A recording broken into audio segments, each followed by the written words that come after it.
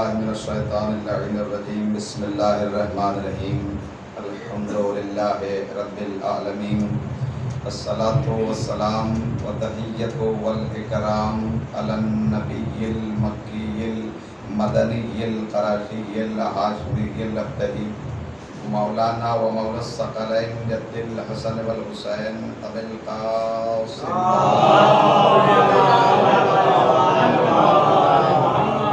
وآلہ الطیبین الطاہرین المعصومین المظلومین من یومنا ھذا الی قیام یوم الدین. اما بعد فقد قال اللہ تعالی فی کتابہ الکریم وهو اصدق الصادقین وقوله الحق. بسم اللہ الرحمن الرحیم. اذ قال ربک للملائکہ انی جاعل فی الارض خلیفہ. صلوات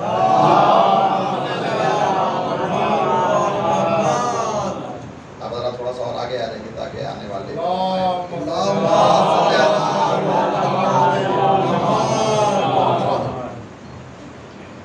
ایک اور صلوات پڑھیں.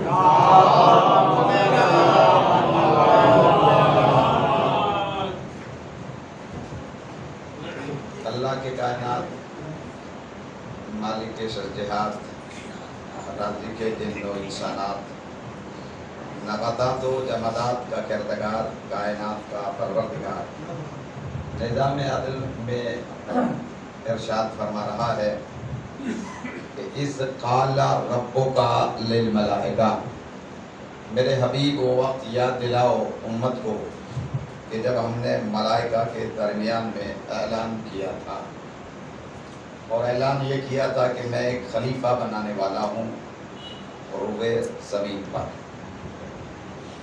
تو پہلی بات تو اس میں یہ ہے کہ اللہ رسول اللہ سے یہ کہہ رہا ہے کہ وہ وقت یاد دلاؤ. رسول اللہ سارے نبیوں کے بعد میں اس دھرتی پر تشریف لائے، یعنی 1,24,000 پیغمبر آئے، لیکن 1,24,000 پیغمبر میں سب سے لاسٹ میں آنے والے سرکار تو عالم ہیں.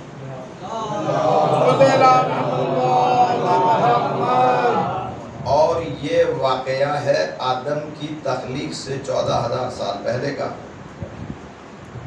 تو اب آدم کی تخلیق سے 14,000 سال پہلے کے واقعے کے لیے اللہ رسول اللہ سے یہ فرما رہا ہے کہ امت کو وقت یاد دلاؤ جب میں نے اس منصوبے کا اعلان کیا. تو جب یہ رسول 40 سال کے بعد میں بنا ہے، سب نبیوں کے بعد میں آیا ہے، تو اسے کیا پتا کہ وہاں کیا ہوا تھا. تو پھر اللہ رسول اللہ سے یہ کیوں کہہ رہا ہے کہ وہ وقت یاد دلاؤ کہ جب میں نے آدم کی تخلیق کے یعنی اس کے خلافت کے منصوبے کا اعلان کیا تھا، وہ وقت امت کو یاد دلاؤ. اس لیے کہ مسلمانوں کا تو نظریہ اور عقیدہ یہ ہے کہ یہ آنے کے بعد میں دھرتی پر جب آیا 40 سال کے بعد میں یہ نبی بنا ہے، اس سے پہلے نبی تھا بھی نہیں. تو جو 40 سال کے بعد دنیا میں، یعنی یہ سمجھیے کہ اس منصوبے کے تقریباً 20,000 سال یا 24,000 سال کے بعد جو اس دھرتی پہ آیا، اسے کیا پتا کہ 24,000 سال پہلے کیا ہوا تھا. لیکن اللہ کا یہ کہنا کہ تم یاد دلاؤ امت کو، اس بات کی دلیل ہے کہ یہ اس وقت موجود تھا جب وہ اعلان ہو رہا تھا، اور اگر موجود نہیں تھا تو پھر اللہ بلا وجہ کہہ رہا ہے کہ رسول اللہ وہ وقت یاد دلاؤ. بھئی یہ جو وضع خانہ ہے، اگر کسی بچے سے ہم یہ کہیں کہ آپ یاد دلائیے کہ کتنے مزدوروں نے اس میں کام کیا اور اس کی فاؤنڈیشن بریک کب رکھی گئی، تو وہ یہ کہے گا میں تو اس وقت پیدا بھی نہیں ہوا تھا، مجھے کیا پتا یہ کب بنا، کتنے لوگوں نے مل کے بنایا، کتنا مٹیریل اس میں لگا، کتنی قیمت اس کی گئی. تو اب وہی تو بتائے گا، یا تو بنوانے والا بتائے گا یا دیکھنے والا بتائے گا. اب اللہ کا یہ کہنا کہ اس وقت کو بتاؤ کہ جب میں نے اس منصوبے کا اعلان کیا، اس کا مطلب یہ ہے کہ جب تمہارا باپ آدم بنا نہیں تھا، رسول تھا، یہ نبی تھا. صلوات پڑھے محمد علیہ محمد. ورنہ یہ اعلان بیکار ہو جاتا۔ عربی گرامر میں جب بھی جہاں بھی قرآن مجید میں از کا لفظ استعمال ہوا ہے، الف اور زال از، اس کا مطلب یہ ہے کہ پاسٹ ٹینس کی طرف اشارہ کیا جا رہا ہے کہ وہ گزرا ہوا زمانہ، وہ وقت یاد دلاؤ تم۔ جب میں نے اعلان کیا، اعلان کیا فرشتوں کے درمیان میں یہ اعلان ہوا کہ میں ایک خلیفہ بنانے والا ہوں، اور اعلان کرنے کے بعد میں جو حالات سامنے تھے اور فرشتوں کی بے چینی سامنے آئی، أَتَجْعَلُ فِيهَا مَن يُفْسِدُ فِيهَا وَيَسْفِكُ الدِّمَاءَ وَنَحْنُ نُسَبِّحُ بِحَمْدِكَ وَنُقَدِّسُ لَكَ۔ یہ ساری باتیں جب اعلان کے بعد کی ہے، اللہ نے اعلان کر دیا، فرشتوں میں ایک ہلچل پیدا ہو گئی، عجیب کیفیت طاری ہو گئی فرشتوں کے اوپر۔ ایسے کو بنائے گا جو فتنہ و فساد برپا کرے گا، خوریزی کرے گا، ایسے کو بنائے گا۔ نحن نسبح بحمدک ونقدس لک، ہم تیری تسبیح پڑھتے ہیں، ہم تیری تقدیس کو بیان کرتے ہیں، ہم تیری بزرگی کا ذکر کرتے ہیں، لہذا ہم میں سے بنا۔ مقصد تو یہی ہے، یعنی فرشتوں نے خلافت کے لیے عبادت کو پیش کیا۔ یہی ہے نا، ہم تیری تسبیح پر تیری تقدیس کو بیان کرتے ہیں، ہم تیری حمد کرتے ہیں۔ اور ایک فرشتے کی بات نہیں، نحنو یہ جمع ہے، سارے فرشتے کہہ رہے ہیں۔ اس کا مطلب جب خلافت کا اعلان ہوا تو فرشتوں نے اجماع کیا اور عبادت کو سامنے لے کے آئے، لیکن اللہ نے فرشتوں کا اجماع روز اول ہی ریجیکٹ کر کے بتایا کہ خلافت کے لیے جب معصوموں کا اجماع مجھے پسند نہیں ہے۔ ایک صلوات پڑھے محمد آل محمد۔ ورنہ تو آپ دیکھیے کہ معصوم ہے یا نہیں فرشتے۔ اللہ نے روز اول ہی ریجیکٹ کر دیا کہ میں اجماع کو پنپنے نہیں دوں گا، خلافت کے لیے اجماع نہیں چلے گا۔ معصوم فرشتوں نے اجماع کیا، سب جمع ہو گئے۔ نحنو کہنے کا مطلب یہ ہے کہ ہم سب ہیں، اس پلیٹ فارم پہ کھڑے ہوئے ہیں، اس منزل میں۔ نسبح ہو، یہاں بھی جمع کا صیغہ استعمال کیا، ہم تیری تسبیح، تیری حمد کرتے ہیں، وَنُقَدِّسُ ہم تیری پاکیزگی کا بیان کرتے ہیں۔ لیکن اللہ نے یہ کہہ کے ریجیکٹ کر دیا فرشتوں کا اجماع کہ انی عالم ما لا تعلمون، جو میں جانتا ہوں وہ تم نہیں جانتے۔ تو اب سوال یہ پیدا ہوتا ہے کہ خلافت کا منصب اتنا لطیف ہے کہ جنہیں عبادت کے لیے پیدا کیا تھا وہ بھی آبجیکشن کر رہے ہیں اس پہ، اور وہ بھی اپنے آپ کو پیش کر رہے ہیں، ہم میں سے بنا دے، اپنی تسبیح، اپنی تحلیل، اپنی تقدیس کا بیان کرنے لگے۔ لیکن اللہ نے کہا نہیں، نہ اس میں اجماع چلے گا اور نہ تمہاری یہ عبادتیں، بلکہ یہاں ذہانت دیکھی جائے گی، قابلیت دیکھی جائے گی، ایبیلٹی دیکھی جائے گی خلافت کے لیے۔ لہذا یہ اعلان کیا اپنے منصوبے کا ذات واجب الوجود نے 14,000 سال پہلے تخلیق آدم سے۔ پالنے والے جب تجھے ابھی بنانا نہیں تھا، یہ اعلان پہلے سے کیوں کر دیا؟ فرشتے انتظار کر رہے ہیں کیسا بنے گا، کب بنے گا، کب بنے گا، کیسا بنے گا، اور انتظار بڑا لمبا ہو گیا، 14,000 سال تک انتظار۔ پہلی خلافت اور پہلی ہدایت کا جب سلسلہ اسے جاری کرنا تھا تو پہلے ہی منزل میں معصوم فرشتوں سے پہلے خلیفہ کا انتظار کرا کے اپنی سنت کو قائم کیا، اور انتظار کرنے والے معصوم فرشتے تھے، جس کا انتظار کر رہے تھے وہ ہادی برحق تھا۔ یعنی اللہ نے بتا دیا کہ ہادی کے آنے سے پہلے ہادی کا انتظار کرنا یہ میری سنت بھی ہے اور فرشتوں کی سیرت بھی ہے۔ صلوات پڑھے محمد آل محمد۔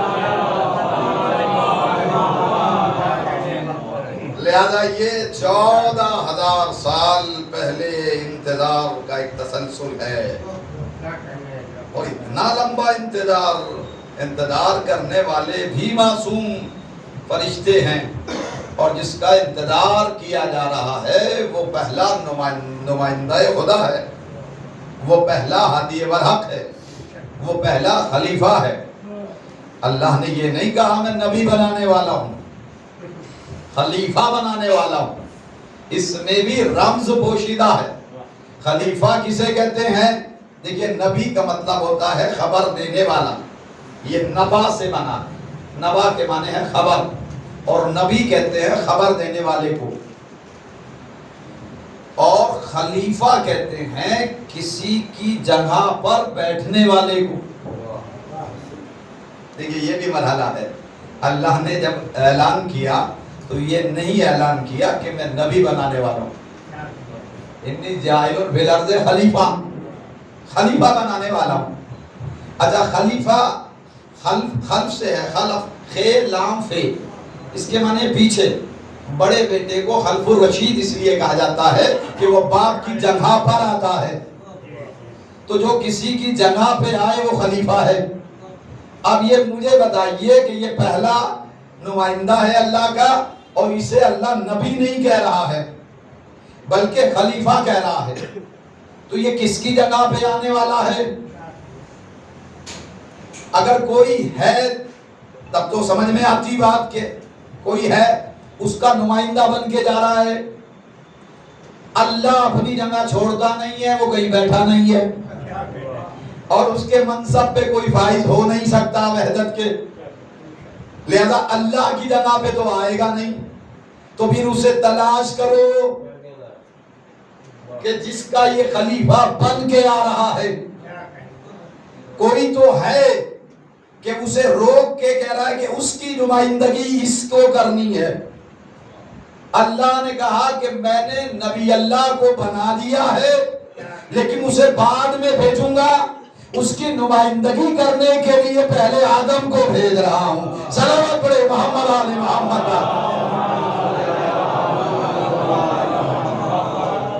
ورنہ آپ مجھے بتائیے کہ یہ کس کا جانشین ہے؟ خلیفہ اللہ نے کہا ہے، اور خلیفہ کہتے ہی کسی کی جگہ پر بیٹھنے والے کو۔ خلیفۃ اللہ اگر ہے تو اللہ کی جگہ پر، اللہ کی جگہ تخت ہے ہی نہیں بھئی، اللہ کی جگہ تخت ہے، اللہ کی جگہ منبر ہے، اللہ کی جگہ محراب ہے، جگہ ہے ہی نہیں کوئی ایسی کہ جو اللہ سے خالی ہو، ہر جگہ اللہ ہے۔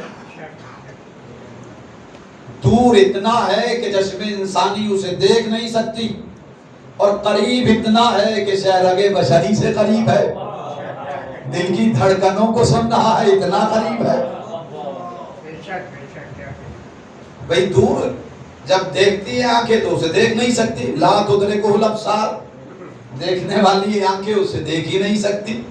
موسیٰ نے یہی تو کہا تھا رب ارنی انظر الیک، میں تجھے ظاہر بظاہر دیکھنا چاہتا ہوں، تو آواز قدرت آئی لن ترانی، ہرگز تم مجھے دیکھ نہیں سکتے۔ علی سے کسی نے یہی سوال کیا کہ اے ولیوں کے ولی، علیوں کے علی، اماموں کے امام، قائد الغر المحجلین، امیر المومنین علی ابن ابی طالب، یہ بتائیے کہ جس رب کے کائنات کی آپ عبادت کرتے ہیں کیا آپ نے اسے دیکھا ہے؟ کہ میں ایسے خدا کی عبادت ہی نہیں کرتا جسے دیکھا نہ ہو۔ اور موسیٰ کہہ رہے ہیں میں دیکھنا چاہتا ہوں، تو آواز آتی ہے لن ترانی، قیامت تک کوئی مجھے نہیں دیکھ سکتا۔ اور لام اور نون جہاں بھی عربی میں استعمال ہوتا ہے اس کا مطلب نفی ابدی ہے، قیامت تک ہرگز دیکھ ہی نہیں سکتے۔ تو جب موسیٰ جیسا نبی نہ دیکھ سکے تو پھر کون دیکھے گا؟ لیکن اللہ نے وہاں پر موسیٰ سے ایک جملہ کہا کہ اگر تم پہاڑ پر چمکنے والے نور کو دیکھ لو گے،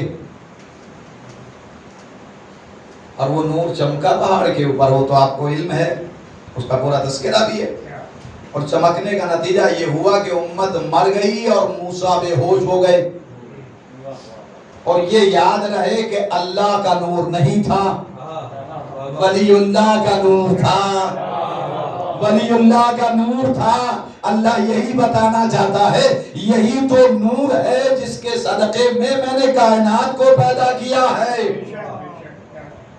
اسی نور کے صدقے میں، یعنی نور نبی اور علی ایک ہی نور ہے، انا والی من نور واحد، اور اسی نور واحد کے توسل و تصدق میں ذات واجب الوجود نے اس کائنات ہست و بود کو تخلیق کی منزل پر فائز کیا ہے۔ یہ زمین کا فرش، یہ آسمان کا شام نیل گو شامیانہ، یہ لہلاتے ہوئے اشجار، یہ لدے ہوئے اسمار، یہ بہتا ہوا پانی، یہ پانی کی روانی، یہ بلند پہاڑ اور یہ دشت و جبل، یہ شمس و قمر، یہ سب انہی کا صدقہ ہے۔ اگر یہ نہ ہوتے تو کائنات میں کچھ نہ ہوتا۔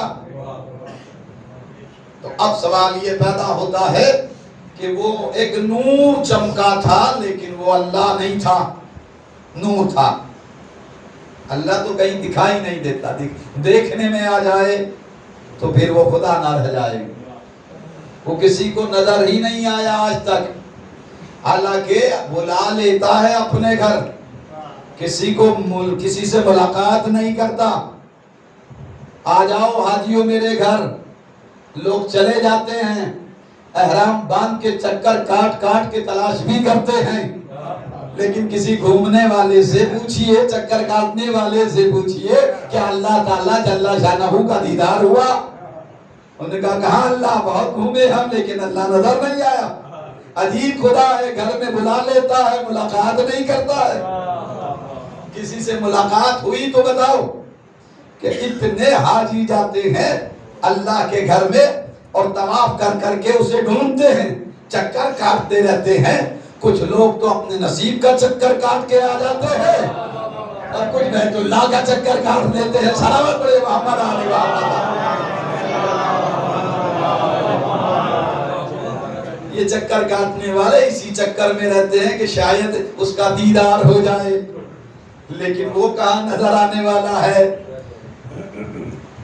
ہر یہاں سے اللہ کے گھر جانے والے سے آپ پوچھئے کہ آپ گئے کیوں؟ کہا اللہ نے بلایا تھا۔ کس کے گھر میں گئے؟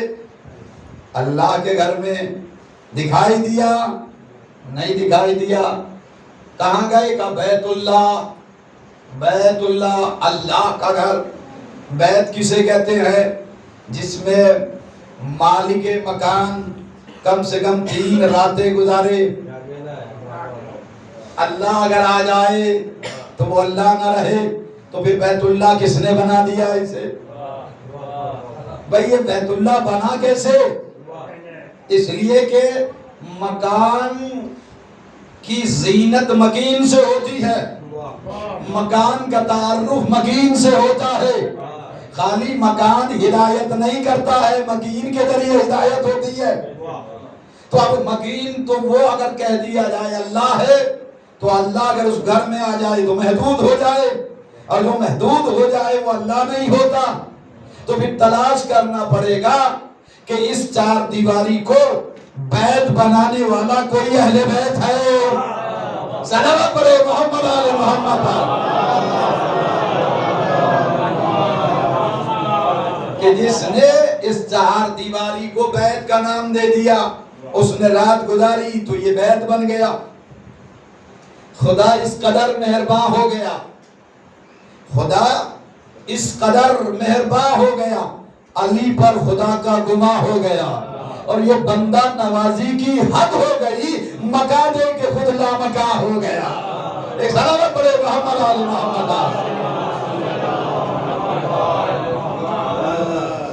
وہ تو نظر نہیں آیا لیکن جو نظر آیا وہ منظور نظر بن گیا، اور اسی کا انتخاب کیا، اس لیے کہ اسی نے اس بیت کو بیت بنایا ہے، اور جو اس بیت کو بیت بنا رہا ہے وہی تو اہل بیت ہے۔ اور انہی اہل بیت کا تذکرہ ذات خلاق کائنات نے اس کلام بلاغت میں کیا ہے۔ ان کی طہارت کا تذکرہ، ان کی فضیلت کا بیان اہل بیت کی۔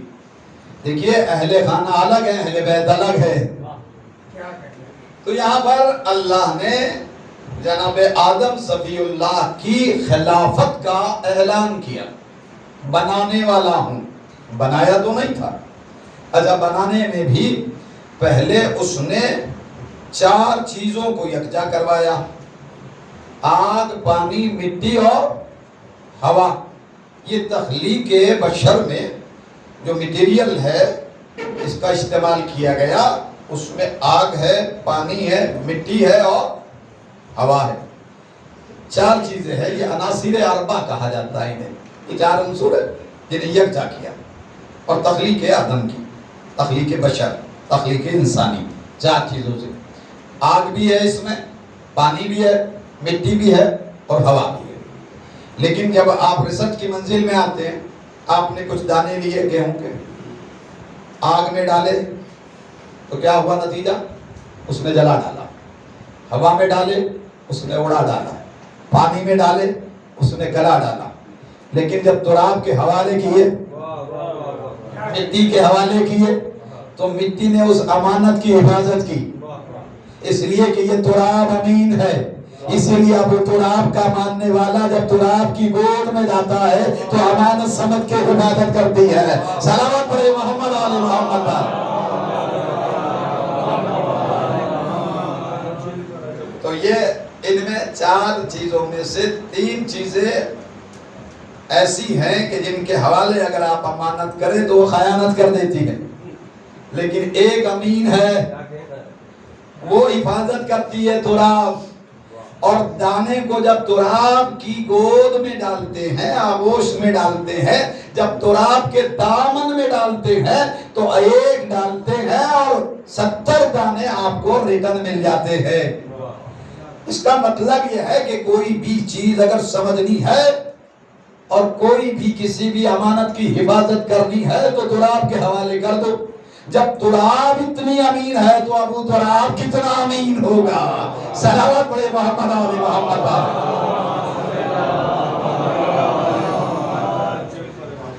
تو یہ 4 چیزیں یکجا کی خالق کائنات نے، اور آگ، پانی، مٹی، ہوا۔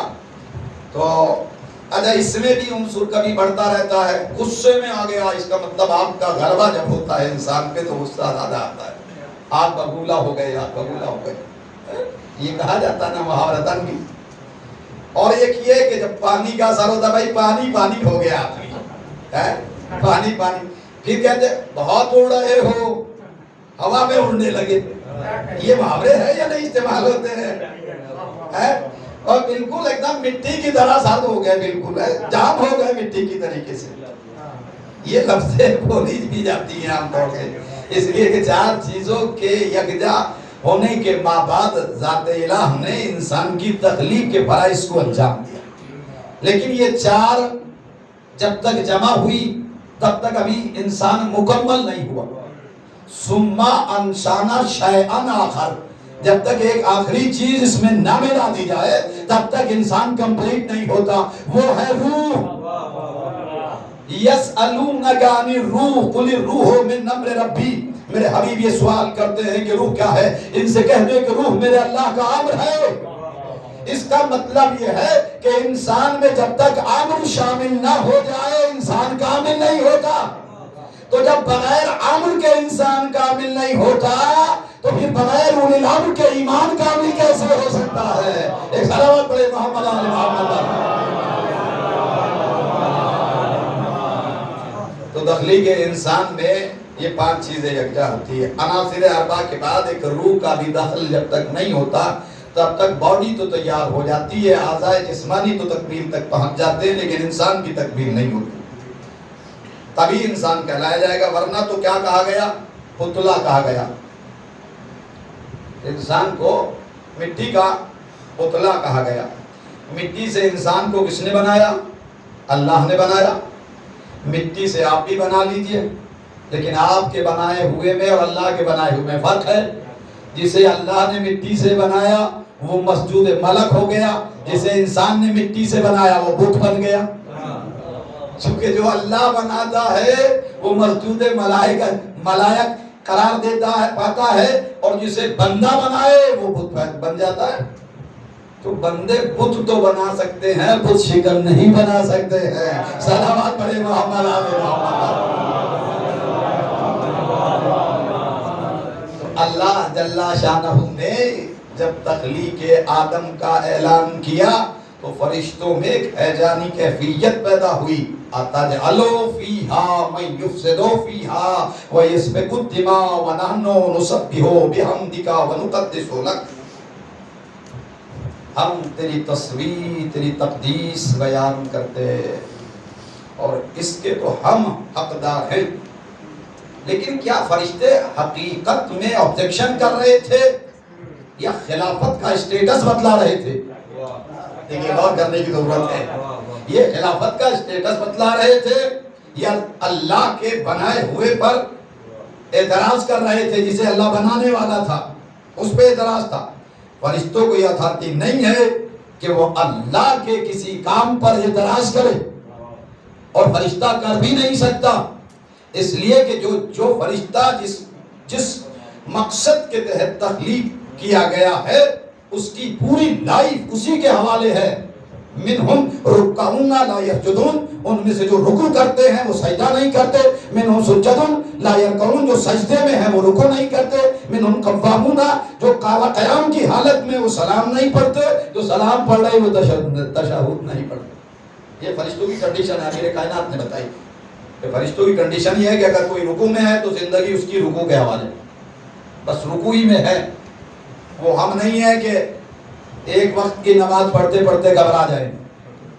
5 वक्त की वाजिब की है तो लोग उसमें भी जो है वो तसाहुली बरतने लगते हैं।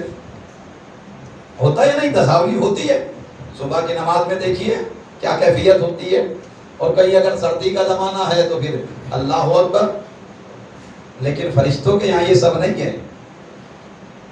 फरिश्ता तो अगर रुकू में है तो ना उसे सर्दी का एहसास, ना गर्मी का, ना भूख लगती है, ना नींद आती है। हमें तो मस्जिद मजलिस में थोड़ी देर बैठेंगे, कुछ लोग आंखें बंद करने लगते हैं, तो हमारा तो ये आलम है। लेकिन फरिश्तों के यहाँ ये सब नहीं है। वो सोता ही नहीं, पूरी जिंदगी नहीं सोया कभी कोई फरिश्ता। कोई फरिश्ता कभी भी जब से पैदा हुआ आज तक सोया ही नहीं। रुकू में है तो रुकू ही में है। अच्छा, ना कोई ऑब्जेक्शन भी नहीं कर रहा है अल्लाह के ऊपर। पालने वाले ये क्या किया तूने, मेरी लाइफ को पूरी रुकू के हवाले कर दिया। इंसान है, हर बात पे एतराज है ये नहीं? हर बात पे एतराज है इंसान के यहाँ।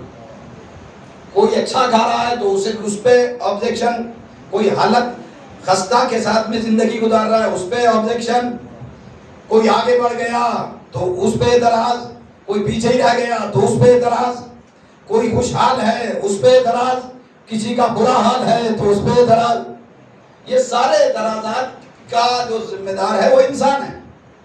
लेकिन फरिश्तों के यहाँ ना कोई ऑब्जेक्शन है अल्लाह के ऊपर, ना कोई किसी तरीके कोई। यहाँ भी जो अल्लाह के सामने ये बयान किया फरिश्तों ने कि हम तेरी तस्बीह करते हैं। और अतजअलु फीहा मन युस्फिकु, ये जो फरिश्तों का जो ऑब्जेक्शन है यहाँ पर, ये ऑब्जेक्शन नहीं है, ये खिलाफत का स्टेटस बता रहे हैं कि फितना और फसाद बर्पा करने वाला खलीफा नहीं बन सकता है। देखिए ये फरिश्ते बताना चाह रहे हैं कि कोई फसादी, कोई फितना बर्पा करने वाला इस मनसब का हामिल नहीं हो सकता। इसका हामिल वही होगा कि जिसके यहाँ फसाद ना पाया जा रहा हो, खुरेसी ना कर रहा हो, लोगों के गले ना काट रहा हो। तो जब ये फरिश्तों ने पेश किया तो अल्लाह ने ये नहीं कहा कि तुम गलत कह रहे हो। इन्नी आलमो मा ला तालमून, मैं जानता हूँ ये कौन सा फसादी होगा, कौन सा जिहादी होगा। सलावत पढ़े मोहम्मद आले मोहम्मद।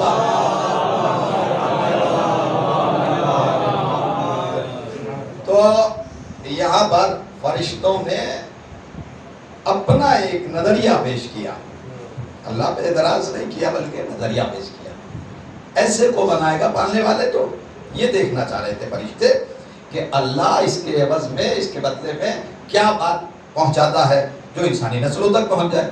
तो उनका इन्नी आलम वाला तालम, पहली बात तो ये कही। और उसके बाद में वअल्लमा आदमल अस्माअ कुल्लहा सुम्मा रज़हुम अलल मलाइका क़ाला अंबिऊनी बिअस्माए हाउलाए इन कुंतुम सादिकीन।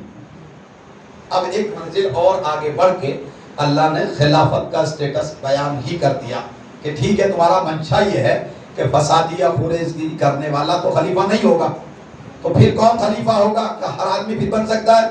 का नहीं, हम तुम्हारे सामने کچھ نام والوں کو، نامور شخصیتوں کو پیش کرتے، ان کے نام آدم کو بتائے، نام والے فرشتوں کے سامنے پیش کر دی۔ ذہانت دیکھنا چاہتے، پہلے ہم تمہاری ذہانت کا اندازہ لگا لیں اور پھر ہم بتائیں کہ خلافت کا معیار کیا ہے۔ خلافت کا معیار جہالت نہیں ہے، علم ہے۔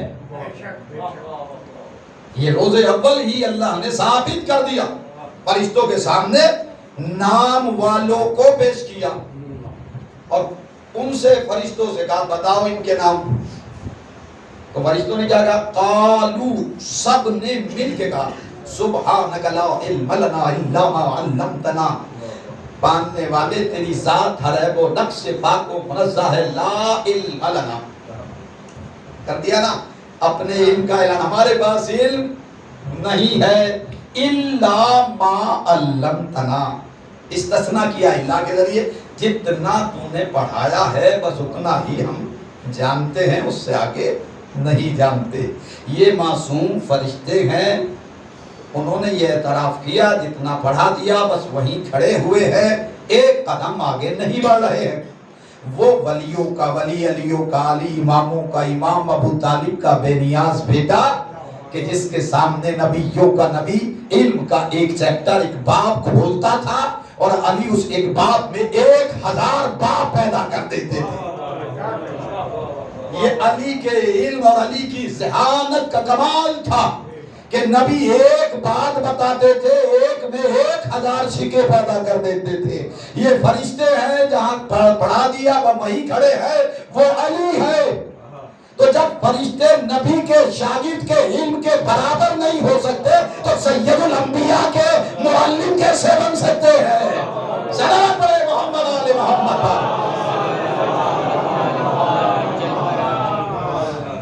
تو فرشتوں نے تو اپنی عاجزی کا خود ہی اعتراف کیا ہے، لا علم لنا الا ما علمتنا انک انت السمیع العلیم، تو جو سننے والا اور جاننے والا ہے۔ اب اس کے بعد پھر اللہ نے آدم کسے کہا؟ یا آدم انبئہم باسمائہم، اب تم ان بے خبروں کو خبردار کرو ان کے ناموں سے۔ اس کا مطلب یہ ہے کہ ان کے پاس اتنا علم نہیں ہے کہ شہر علم اور باب علم جیسی ذاتوں کو پہچان سکے۔ اعتراف کیا کہ ہمارے پاس تو علم ہی نہیں ہے، جتنا پڑھا دیا بس وہیں کھڑے ہوئے، ایک قدم آگے بڑھے نہیں فرشتے۔ بتاؤ تمہیں دعویٰ ہے تاکہ آج یہ روز اول خلافت کا معیار قائم ہو جائے کہ جب معصوم فرشتے اس خلافت کے عہدے کے حقدار نہیں ہو سکے، جبکہ وہ بتا رہے کہ ہمیں اللہ نے پڑھایا ہے۔ اللہ الا ما علمتنا کا مطلب یہ کہ پالنے والے تو نے ہمیں علم دیا ہے۔ تو جنہیں اللہ نے علم دیا ہے، جب وہ خلافت کے مستحق نہیں قرار پا سکتے تو منبر پر بیٹھ کر ٹیڑھے ہونے والے، صلوات پڑھے محمد آل محمد، وہ کیسے اس منصب کے حقدار بن سکتے ہیں؟ یا پوچھ کے عورتوں سے یہ کہنا کہ مجھ سے زیادہ علم پردہ نشین عورتیں رکھتی ہیں، تو ایسے ابو جہل لوگ خلافت کے مستحق نہیں قرار پا سکتے۔ خلافت کا مستحق تو ایسا بنتا ہے جو منبر پر بیٹھ کر کہتا ہے سلونی سلونی قبل ان تفتنونی، صلوات پڑھے محمد آل محمد۔ سوال کرو جو جس کے دل کی دھڑکنوں سے سوال پلٹ ہو رہا ہے، زبان تک لائے، زبان سے باہر نکالے اور مجھ سے سوال کرے۔ اگر مطمئن نہ ہو کے جائے تو مجھے ابو طالب کا بے نیاز بیٹا نہ کہنا۔ اور کسی منزل پر ولیوں کے ولی نے کسی سوال کے جواب میں یہ نہیں کہا کہ پوچھ کے بتاتا ہوں یا سوچ کے بتاتا ہوں، اس لیے کہ ذہن انسانی میں سوال بعد میں آتا ہے، علی کے علم کی جاگیر میں پہلے آتا ہے۔ یہی وجہ ہے کہ جب سوال کرنے والا کبھی بھی اگر بچے کے پاس بھی آیا تو امام نے یہ کہا پہلے ذرا سوال بتاؤں یا سوال کا جواب بتاؤں۔ یہ ہے کمال علم وہاں تک پہنچا ہوا تھا کہ پوچھنے والا بھی پوچھ نہیں پا رہا ہے اور امام اس کے سوال بھی بتلا رہے ہیں، جواب بھی بتلا رہے ہیں۔ تبھی تو انہیں عالم علم لدنی کا مالک کہا جاتا ہے۔ انہیں خالق کائنات نے زیور علم سے آراستہ و پیراستہ کر کے اس کائنات ازدبود میں بھیجا ہے، اور یہ علم دینے کے لیے آئے تھے، اس لیے کہ جہالت کی تاریکی میں ٹھوکریں کھانے والے انسان کو علم کی راہ پر گامزن کرنے کے لیے شہر علم اور باب علم اس دنیا میں تشریف لائے ہیں۔ اور یہ درس علم، یہ درسگاہ حسین ابن علی ہے، جو باب مدینۃ العلم کے بیٹے کے نام سے بٹھایا گیا ہوا ایک فرش علم ہے، کہ جو ہرانے والے کو اس کی عقل و شعور و فکر کے اعتبار سے علم کی بھیک عطا کرتا ہے۔ یہ پاک فرش وہ کرتا چلا رہا ہے کہ کسی کو خالی ہاتھ جانے ہی نہیں دیتا، دونوں غذائیں دیتا ہے یہ شہنشاہ کربلا، ایک روحانی غذا ہے، ایک جسمانی غذا ہے، ایک درس سے دیتا ہے، ایک فرش سے دیتا ہے۔ یہ اپنا اپنا نصیب ہے کہ کون کون سی غذا لے کے جاتا ہے۔ سلامات پڑھے محمد آل محمد۔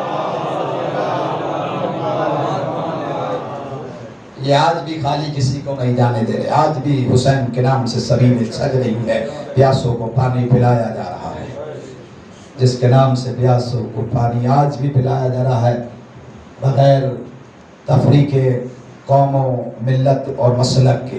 جس کا دل چاہے وہ سیراب ہو جائے، حسین کے نام سے سبیل لگائی ہے، شربت پلایا جاتا ہے، سبیلیں لگائی جاتی ہے، کھانا کھلایا جا رہا ہے اس غریب نینوا کے نام سے کہ جس کے 3 دن تک بچے بھوک اور پیاس سے تڑپتے رہے، اللہ تاش قد قدلنی کی صدا کو بلند کرتے رہے۔ اور جب 11 محرم آئی عزادارو تو سکینہ تب بھی پیاسی تھی اور تب بھی بھوکی تھی، اور اس کے بعد علی کی بیٹی زینب نے فضہ کو آواز دی اور فضہ جاؤ، کہا فضہ جاؤ اور ہمارے ساتھ سے 3 پیغام ہمارے پہنچا دو، 3 میں سے کوئی ایک بات پوری کر دے۔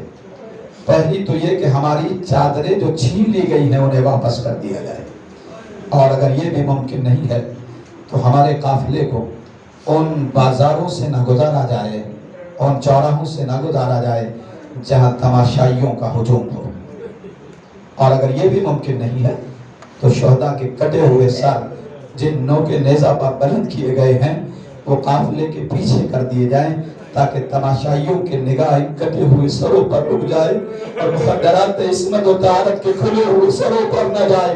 جب جناب فضہ گئی ہے نا اس ظالم کے پاس میں کہ شہزادی نے 3 خواہشیں کی پیش کی ہے، 3 میں سے کوئی ایک پوری کر دے، پہلی خواہش یہ ہے کہ ہماری چادریں دے دے۔ اس ظالم نے کہا نہیں، چادریں واپس نہیں ہوگی۔ دوسری خواہش یہ ہے کہ اس قافلے کو ان بازاروں اور چوراہوں سے نہ گزارا جائے کہ جہاں تماشائیوں کا ہجوم ہو، کہ یہ بھی ممکن نہیں۔ تیسری خواہش یہ ہے کہ شہداء کے کٹے ہوئے سروں کو پیچھے کر دے تاکہ دیکھنے والوں کے نگاہیں ان کٹے ہوئے سروں پر رک جائے اور ان مخدرات عصمت و طہارت کے کھلے ہوئے سروں پر نہ جائے کہ جن کے کھلے ہوئے سر کبھی چمکتے ہوئے سورج نے نہیں دیکھے تھے۔ لیکن اس ظالم نے تینوں جو شہزادی نے پیشکش کی تھی 3 باتیں، تینوں کو اس نے نظر انداز کر دیا، اور اس کے بعد اونٹ لائے گئے۔ اونٹوں کے ساتھ میں کچھ ظالم آئے، تڑپ گئی شہزادی زینب، کہا فضہ اس ظالم سے کہہ دو پسر ساز سے کہ ہم خود سوار ہو جائیں گے، ہمیں کوئی سوار نہ کرے۔ اس کے بعد علی کی بیٹی زینب و کلثوم نے سب کو تو سوار کر دیا، لیکن اکیلی رہ گئی علی کی بیٹی۔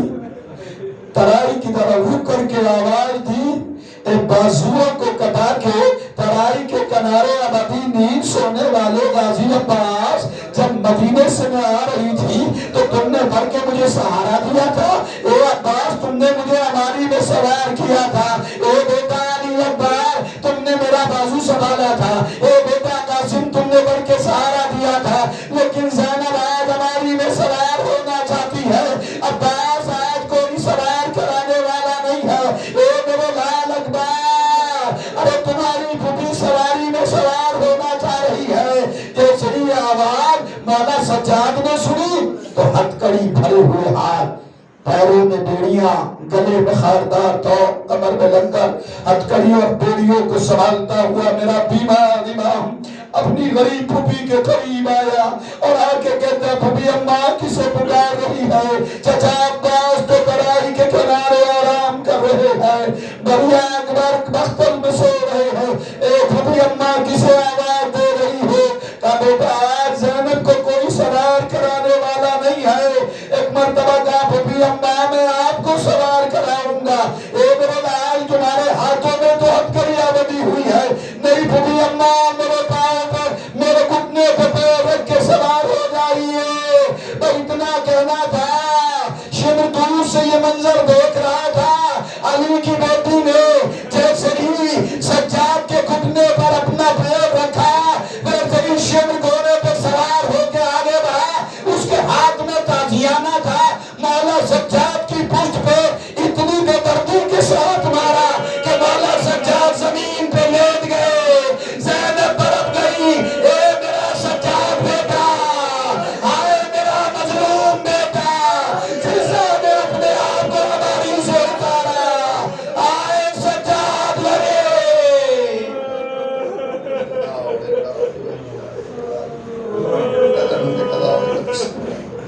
رب العزت تجھے واسطہ محمد آل محمد کا حسین کے غم میں بلند ہونے والی آوازوں کے اوپر رحمت نازل فرما، زہرا کے اجڑے ہوئے گھر کا ماتم کرنے کی ہمیں توفیق عطا فرما، شیعان حیدر کرار جہاں جہاں بھی ان کی جان مال عزت و آبرو و ناموس کی حفاظت فرما، خطبات عالیہ کی حفاظت فرما، علماء حق کے سائے کو ہمارے سروں پر باقی رکھ، جو نیک حاجات اس بارگاہ میں لے کے آئے کربلا والوں کے صدقے میں ان کی تمام تر نیک حاجات کو تکمیل تک پہنچا۔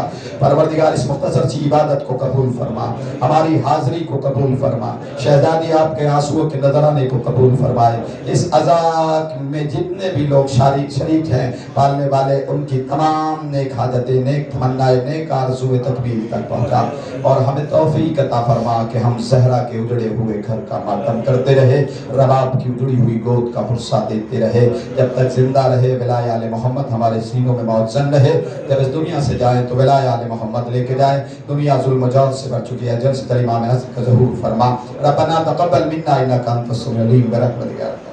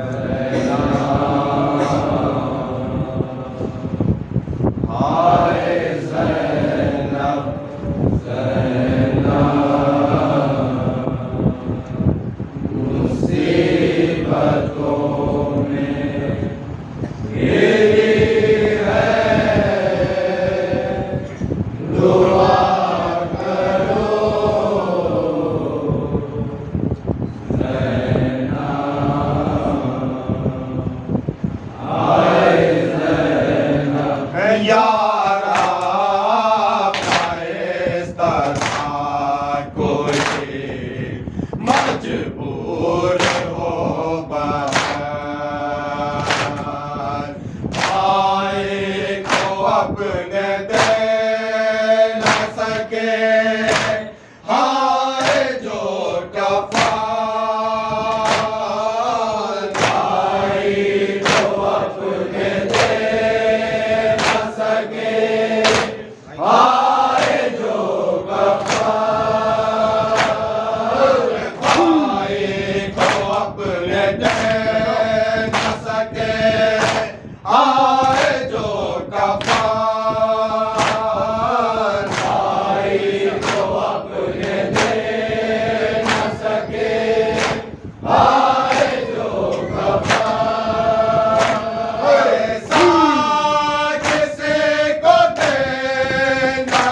کا اے میرے خدا